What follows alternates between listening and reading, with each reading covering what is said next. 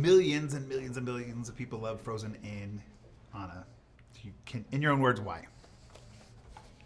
Wow, it's hard to articulate why people love Frozen because I don't really know. I mean, I'm biased because we spent a lot of time on the first film and the second building a story we felt was important enough to say, to put on screen. And we tried to make it about real problems, acknowledging that kids can see complexity and struggle and suffering and relate to it. But then we have to sort of reduce all of it to a kid-appropriate film. But I think maybe that's why. I think when kids saw it, the first one, they saw how Elsa was struggling being shy and vulnerable and really powerful. That's hard to reconcile when you feel both those ways. And I think Anna served more as an example of prioritizing familial love.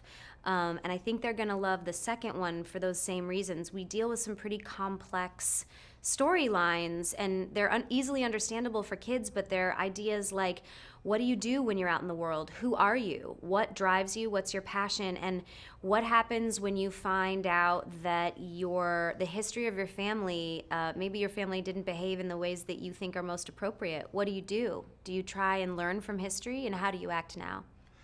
And where do we find Anna at the top of Frozen 2? At the top of Frozen 2, everything is perfect in Arendelle, which means very shortly we're going to pull up the rug from under you. Everything is nice and everyone's content, and we sing a song called Some Things Never Change, which is obviously a little tip of the hat because everything's about to change, because Elsa starts to hear a voice, and no one else hears it. It's a calling, and she really believes that it's calling her to tell her something about why she is the way she is. So our whole family, Kristoff, Sven, Olaf, Anna, Elsa, set off on this pretty epic adventure that's pretty dangerous beyond Arendelle. They go into this enchanted forest. They meet a whole bunch of new people, and they learn some histories about they learn some facts about the past that threaten the future of their kingdom. That voice causes Elsa to venture into the unknown and Anna to follow. Can you tell me why?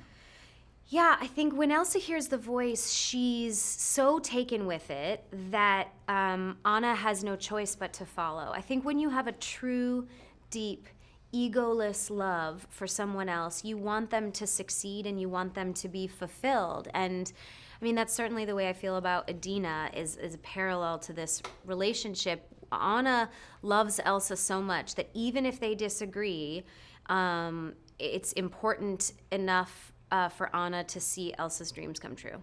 Change is a big theme in this film. In what ways does Anna change? I think Anna has a little bit of a road to self-discovery, similar to what Elsa experienced in the first one. We got a lot of how Elsa discovers her self-esteem and her self-worth and who she is in the first one. And in this one, Anna's dealing a lot with her codependency, and we've previously only seen Anna really living for everyone else. But this sort of forces Anna to look inward and acknowledge what she does when she can't live for someone else. I'm going to get kicked out, but I'm going to ask this one question. Yeah.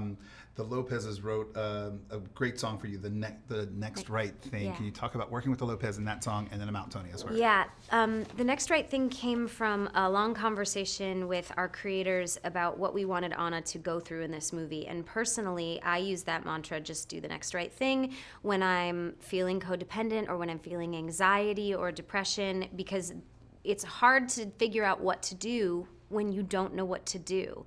And again, I think that we gotta give kids the benefit of the doubt. They feel those things, and we're uncomfortable talking to them about it because they're an extension of us. We want them to be happy. It's okay, you're fine. But I think sitting in those feelings and just bearing witness to it helps people get comfortable with uncomfortable feelings. So you'll watch Anna go through some very uncomfortable feelings in this and use my personal mantra, which is just do the next right thing.